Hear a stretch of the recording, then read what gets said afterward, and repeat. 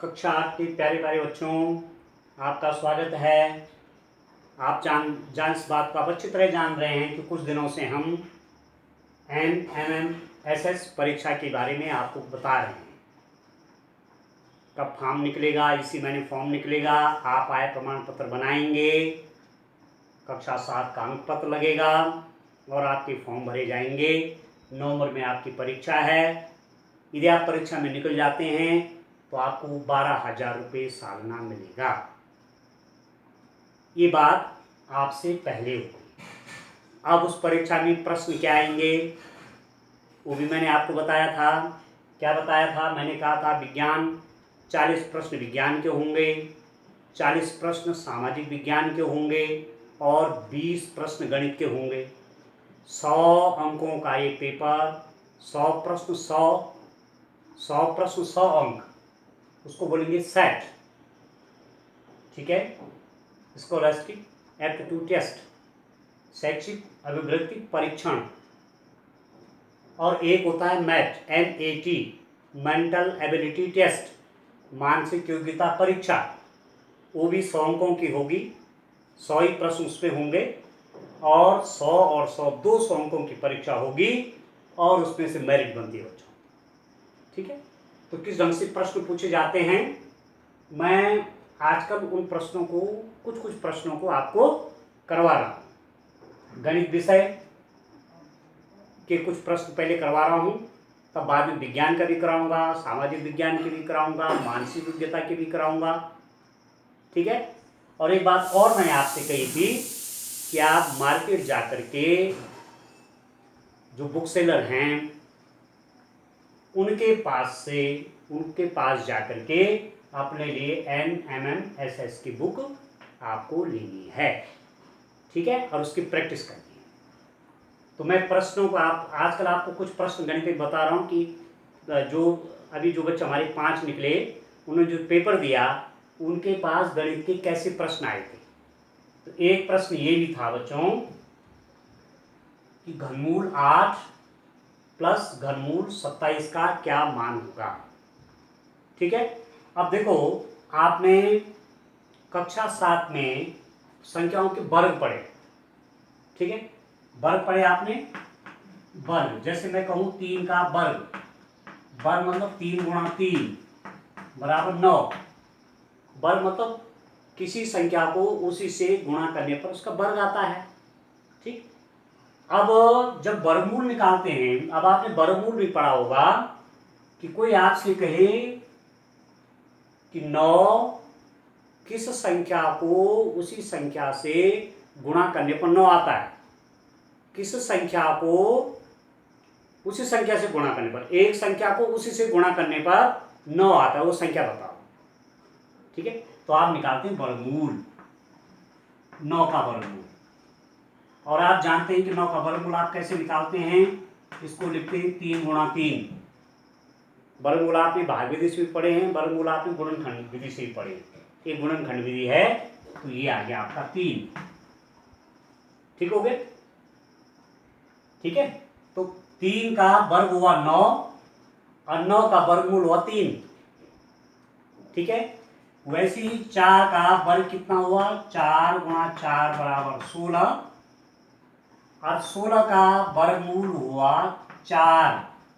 या लिख देंगे आप 4 गुणा 4, और 4 में से जोड़े में से 1 आता है, तो 4 गुणा 4 का एक जोड़ा हो गया और जोड़े में से 1 आ गया 4।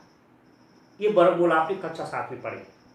वर्गमूल में बच्चों वैसे यहाँ पर कुछ नहीं लिखा है, वैसे यहाँ पर 2 होता है, याद रखना। कभी माना उसने ऐसा दे दिया तो आप घबराने, गुणा नहीं है, ये ऐसा है, ऐसा। जैसे मैं कहूँ 2 16, मतलब वर्गमूल किसका, 16 का, तो आप लिखेंगे वर्गमूल 16 का कितना होगा, 4। वैसे इन जनरल लिखा नहीं जाता है, परंतु होता है यहाँ पर 2 के जोड़े बनाओ, 2 लिखा रहता है। ठीक है, 2 लिख दिया तो समझ लो वर्गमूल है। ठीक है, नहीं लिखा है तब भी वर्गमूल है, इन जनरल लिखा नहीं रहता है, तो आप समझ जाइए वर्गमूल का चिन्ह है।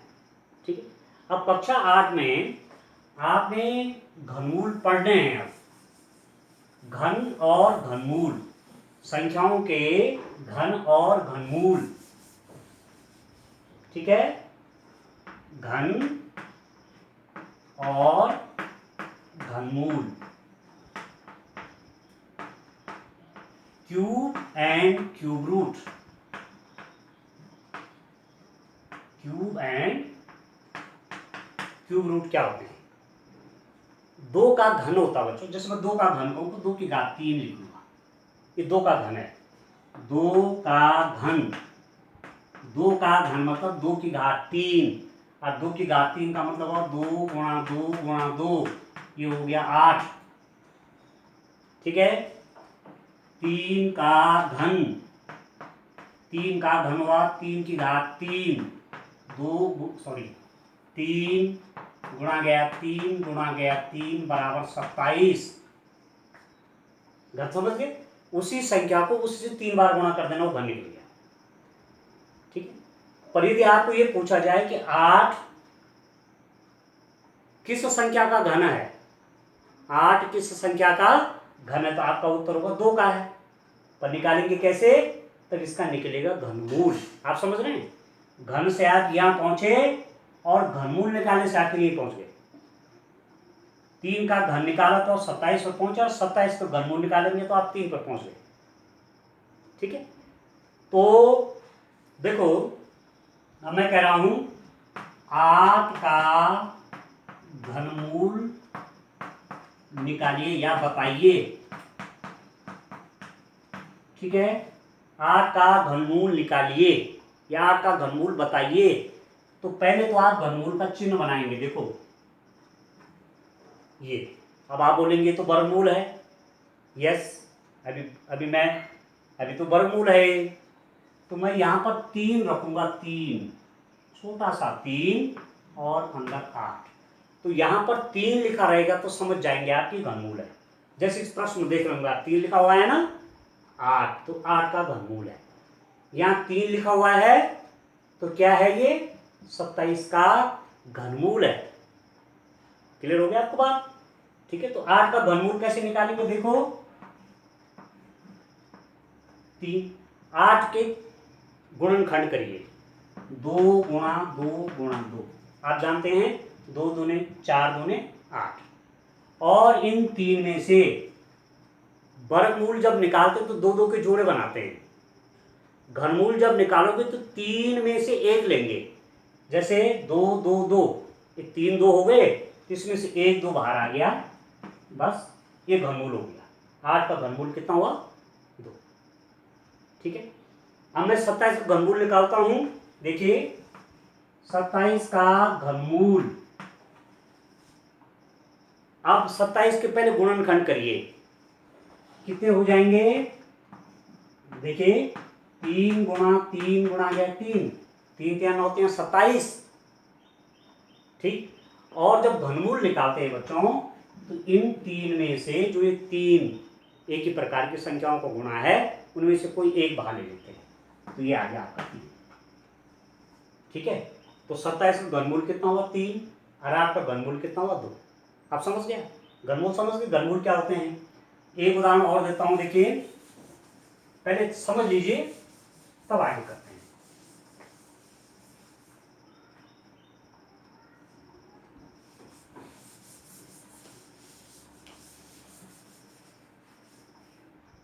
देखिए मैं आपको एक उदाहरण और देता हूं। मान आपसे बोला गया 64 का घनमूल निकालिए। अब देखो यदि ऐसा लिखा रहेगा तो ये तो वर्गमूल है, 2 भी लिखा रहेगा तब भी वर्गमूल है, पर 2 लिखा नहीं जाता है, ऐसा लिखा रहेगा तो आप समझ जाएंगे वर्गमूल। तो आप करेंगे क्या? आप लिखेंगे 8 गुणा गया 8 बराबर 8, मतलब वर्गमूल में 2 2 के जोड़े करके लेते हैं और एक जोड़ा बाहर होता है, एक जोड़ा बाहर ले आते हैं, तो 8 इसका वर्गमूल हो गया।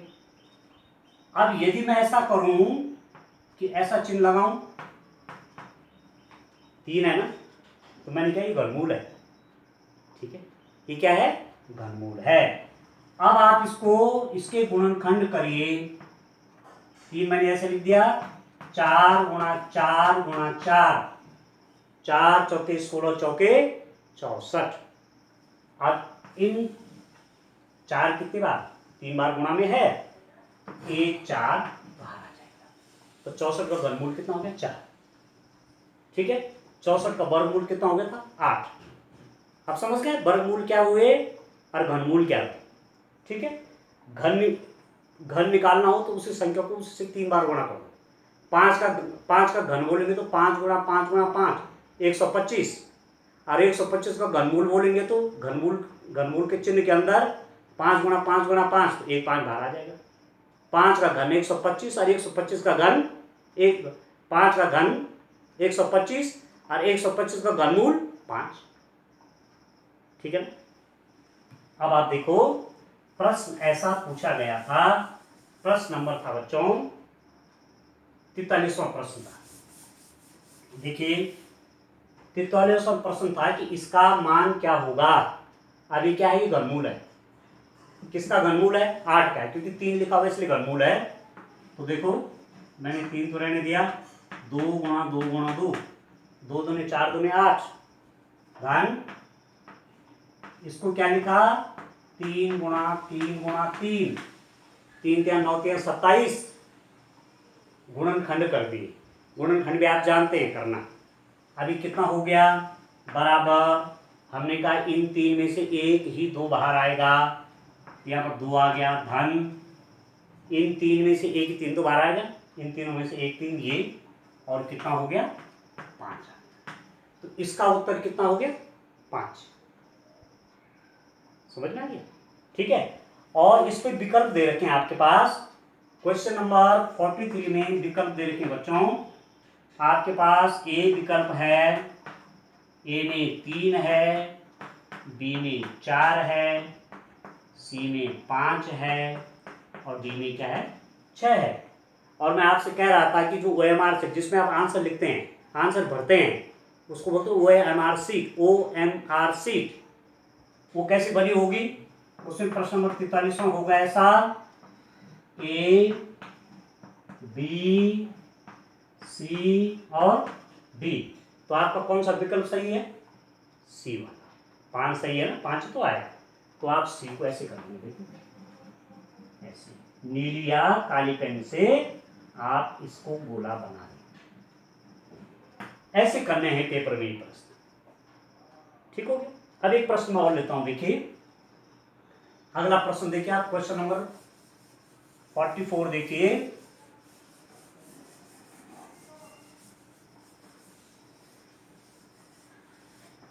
चौवालीसवां प्रश्न क्या था बच्चों, देखिए आप, इसको लिखता हूं और फिर सॉल्व करते हैं। देखिए 44वां था आपके पास -7/12 भाग दिया गया, भाग देने का चिन्ह है, भाग दिया गया -2/13। ठीक है, भिन्नों का भाग, भिन्नों का जोड़, भिन्नों का घटाना, भिन्नों का गुणा, भिन्नों का भाग पढ़े हैं आपने, अब प्रैक्टिस करनी होगी। ठीक है, तो -7/12 भाग दिया गया -2/13, इसका मान कितना होता है। आप क्या करेंगे बराबर -7/12, देखो भाग को गुणा में बदल दो। जब ऐसा होता है ना तो एक ट्रिक बता देता हूँ आसान से, भाग को किस में बदल दो, गुणा में, और इसका व्युत्क्रम ले लो। व्युत्क्रम का मतलब होता है जो हर में उसको अंश में ले आओ और जो अंश में उसको हर में ले आओ।